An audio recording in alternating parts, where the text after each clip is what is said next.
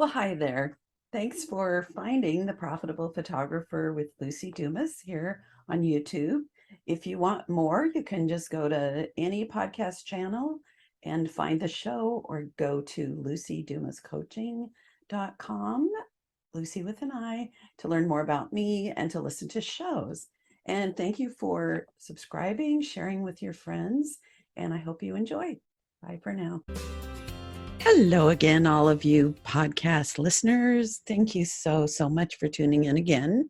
This is Lucy, as always, and today's topic is how to sell a luxury product or the $7 donut. And what I'll be sharing is why I drove across town past 3 or 4 cheap donut shops, waited in line, and paid $7 for a donut. As you may guess, this is really about branding and marketing and positioning, giving service, and so much more that will help you stand out from a sea of people who are very low service and are practically giving their work away, or maybe they are. Maybe that's you, and you want to step some things up and sell in person and sell products and move away from delivering digital files. So a big announcement, I'm starting a group in September called Your High Dollar Happy Client Sales System Live. I will be teaching you my entire step-by-step program for becoming the trusted advisor, which to me is the best positioning as photographers, and help you learn to sell multiple wall portraits and albums each and every time to your clients. By the end, you will have learned how to be a master salesperson and how to increase your income significantly by following the steps. One of my coaching clients, using my system, paid for her entire coaching program, her one-on-one private coaching, with the first session that she did. And she had been about a $200-300 shoot and burn photographer. And so it's a system that works, and I'd love to connect on that. Also, if you haven't downloaded my ebook, 10 Big Ideas for Marketing High Dollar Portraits and Wedding Photography in the Real World, you're missing out. So be sure, again, to go to Luci Dumas Coaching and you'll see the link. So it is story time, folks. So once upon a time, I started hearing about gourmet donuts. I heard about a shop downtown where there was about an hour wait and they sold out by 9 a.m. I'm not a morning person, so the chance I would ever go there at that time, probably unlikely. But then I heard about a new shop that it still had a line, but it was a little easier to get to, and it seemed like they were open later. So I drove, as I said, several miles past many cheap and cheerful donut shops and stood in line and purchased $14 worth of donuts, which was 2 donuts. Now, were they fantastic? Yes. Was the service amazing? Yes. Was the branding super clear? Absolutely. Was I happy about it? 100%. So what I want you to think about as I go through some of the little notes that came out of a conversation on a Facebook page about the $7 donut, I want you to think about how you can apply it to your photography. One of the issues that comes up a lot, and I hear this, is there is so much competition and people are practically giving things away, and I cannot compete with that. Well, the truth is, if we do something different and position ourselves for the buyer that's not just looking for cheap, but really wants quality and service and that feeling that they're doing something special, that this company, like the best, there are always buyers for that. I've heard this a lot in my 37-year career. There's always room at the top. So I want to encourage you to think about how you can get to the top in what is now a very crowded field. And so here we go. Here's my thoughts. I imagine that the person that started this was told by a lot of people that they were crazy. Why would anybody spend $7, $5 for a donut when you can get a piece of flour, grease, and sugar that has a hole in it for, I don't know, 75 cents to $1.50? I'm sure people said they were expensive. No one would pay that in this town. Also, there's the common, maybe in another town, but in this small town or a big town, or there's the recession or too much competition, you can't do that here. Well, obviously they did it and they were highly successful. One little side note to think about in our business is sometimes people get the impression that in photography we do a certain markup. Like, oh, I mark up 3 times my cost or 5 times my cost. Well, I don't think that this donut shop marked up their donuts by figuring out the cost of the flour, the sugar, the eggs, the whipped cream, the strawberries, whatever else went into making this donut by 3 times or 5 times or any times. I know they considered the cost of goods, but in our businesses, there's so much more to take under consideration. So I'd like to invite you to ignore anybody's advice that says you set your pricing based on markup. Now, that being said, I do set up my minimum pricing on something. So if I purchase a frame, I love frames from Hussar Frame for that custom build. I love the Levin Company for the classic frames that you would see everywhere. They both wholesale to photographers. And if a frame is $200, $300, $500, I mark it up 3 times or 4 times so that I know I'm able to make a profit. So here are 12 reasons why I spent $14 on 2 donuts and was happy to do so, or what they did behind the scenes that made this work. So first of all, they created a niche, or they followed someone who was already doing well. As I said, I'd already heard about these gourmet donuts, so they weren't the first one, but they followed soon after. So there was already a proven path for that people wanted apple ponzu donuts or pineapple chipotle or strawberry shortcake. If they've never heard of something, it is harder to break into a brand new market, but it can be done. So number 2, not everybody is going to want what you offer in a luxury market. And that's good, because then you don't have to market to everybody. You don't have to knock on every door or put flyers out from a helicopter in a neighborhood. What you need to do is discover who your ideal client is and market to them. Now, this donut shop is in a neighborhood called North Park in San Diego, and it is known as the hipster capital of the world. You can look that up.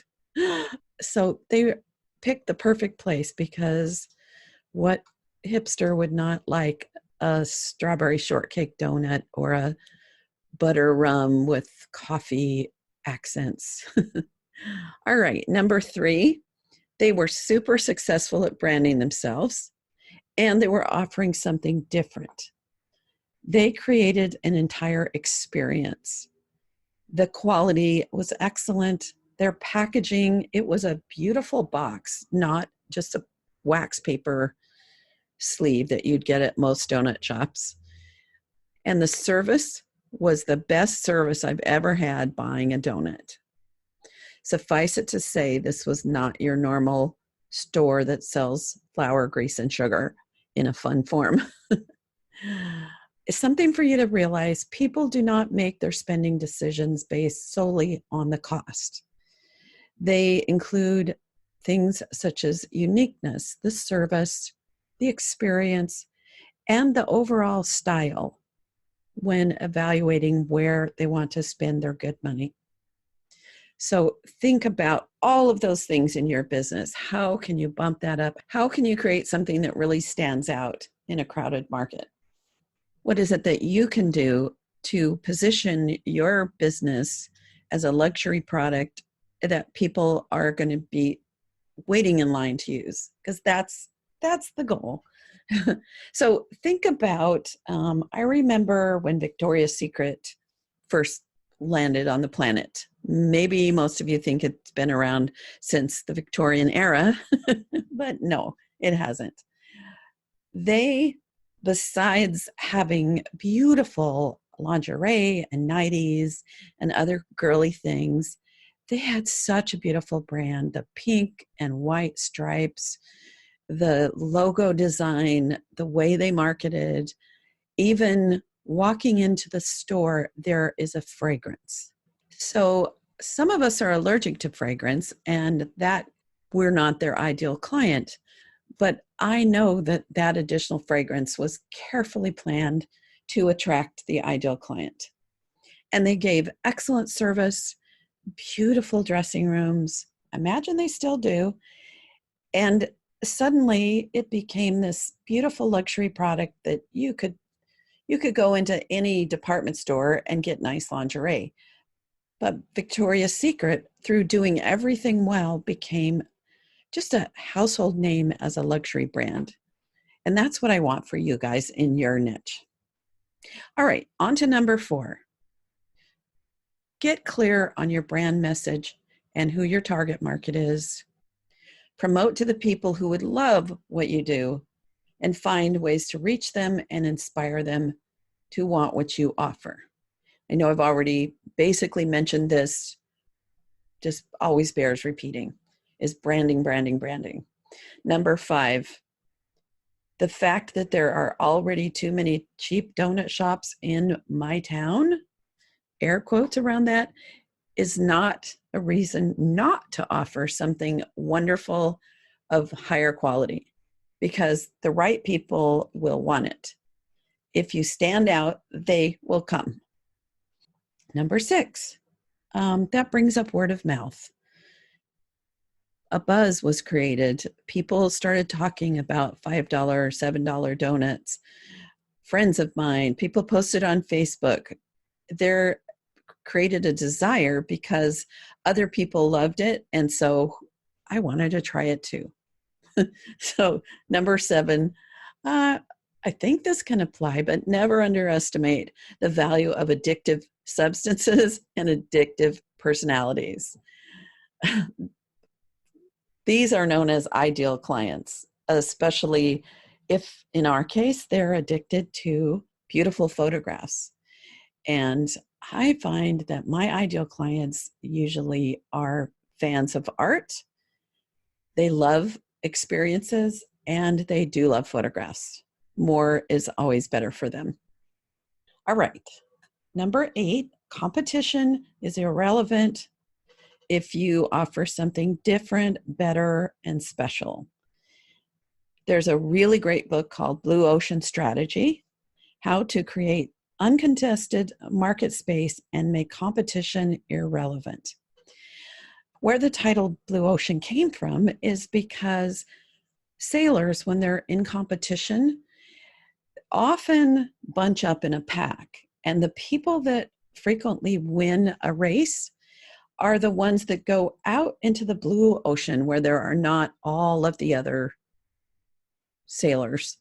So that's what we want to think about, is what is the space that everybody else is not hanging out in. All right, number 9. This shop was not fancy, but it had a style. It was clean, it was cute. You could see the donuts on the rack, but they were not a great big glass case you look down on. And the staff was really friendly and patient. They gave little descriptions. If I said, what does a ponzu pineapple donut taste like? They took the time, and they were very knowledgeable about their product. So they were the trusted advisor once I got up to the line. If you provide a nice environment and are patient and guide your clients in the selection process, you will stand out from everyone else, and you'll be able to guide your clients to make great choices and write you great big checks or give you their credit card. Number 10, as I already mentioned, it came packaged beautifully. One of the things I love to do with my portrait art is, first of all, when they come to pick it up, I have it on easels, plural, because I almost always sell 3 to 8 large portraits. And I go, ta-da! And it's like this strong, special moment for them. They laugh, they cry, they hug me. One of my clients puts velvet covers over the portraits, so then they reveal it with a big ta-da, taking the black cover off for each one of the portraits. I also send them home in nice packaging. I use great big black fabric bags that have my logo on it. Rice Studio and Tyndale are the 2 places I know you can get these, and they're not expensive. $2, $3, $5. When somebody is investing $5,000, I can happily spend $20 to send them home in this nice, beautiful carrying case. All right, let's see. Oh, we're at number 11, so we're almost home. I love the principle, a rising tide floats all boats. So a year before I went to the fancy donut shop, I had never heard of this idea. Then, as I said, this other one got a lot of press and word of mouth, and that started to create the desire. Think about Starbucks. They were not the first to have fancy little coffee shops, but somehow they made a decision to become worldwide, have international domination by superior branding and marketing, and I don't know what else. But what happened was then other fine quality coffee shops began to emerge because, like, I know I became totally addicted to, back when I could still drink a lot of caffeine, to having an afternoon cappuccino or espresso or something like that. And I would look for not just Starbucks, but other ones in neighborhoods, and they just started multiplying. So don't worry if other people are offering higher end luxury photography, because it just creates more desire. The more people go into other people's homes and see wall portraits, the more they're going to want it for themselves. Number 12, we are mostly competing with ourselves to be the best we can be. So if you keep developing your skills, you keep growing, find a branding expert and have them help you discover what makes you special and unique and why people would want to work with you and only you. That is so powerful. All right, here's a little added thought that I had. So what if this donut shop had gotten my contact information and then sent me a thank you note? Not an email, but a thank you handwritten note inviting me to become a VIP member with privileges like a special line that is not as long, or certain donuts that are only available to members, or advanced notification of flavors so I could mark my calendar. Or if it's someplace that sells out, maybe VIP members get to come in a half hour early. I would probably still be going there on a regular basis. It's not good for me to be thinking about donuts, but if I had this VIP membership and they stayed in touch with me, I probably would be more of a repeat offender. So I got a lot out of spending $14 on 2 donuts. I hope you did too. The summary of this is simply, this gourmet shop found a niche that was underserved in their area, and because of that, they bumped up the prices of their limited product. They created a supply and demand, And also, they're in the niche, they created a product that was more interesting and special and custom than what is the standard expected donut. How that relates, of course, I think you'd be like, Luci, you don't have to tell me this, but we have to figure out what makes our photography special in our marketplace and how to set yourself apart. What is lacking in your area? And a lot of times these days, I think the full service wall portrait and custom designed album world is lacking in most areas. And then once you figure that out and get a really strong brand, market the heck out of it. Stick by your higher prices because you know that you are unique and therefore super valuable. So that is it for now. I hope I haven't made you hungry for a donut, but see if you can find a fancy one somewhere or not. Make sure it's gluten-free. So that's it for now, cool kids. I hope you got something out of this or a lot of somethings out of this, and we'll share it with your friends and come back for more next week. Thank you so much. Big old hug from San Diego. Bye. You have been listening to The Highly Profitable Photographer with Luci Dumas. If you've enjoyed this podcast, please rate, subscribe, review, and share. To connect one-on-one and learn more about our coaching programs, just go to lucidumascoaching.com. Until next time, go have fun photographing and selling your work.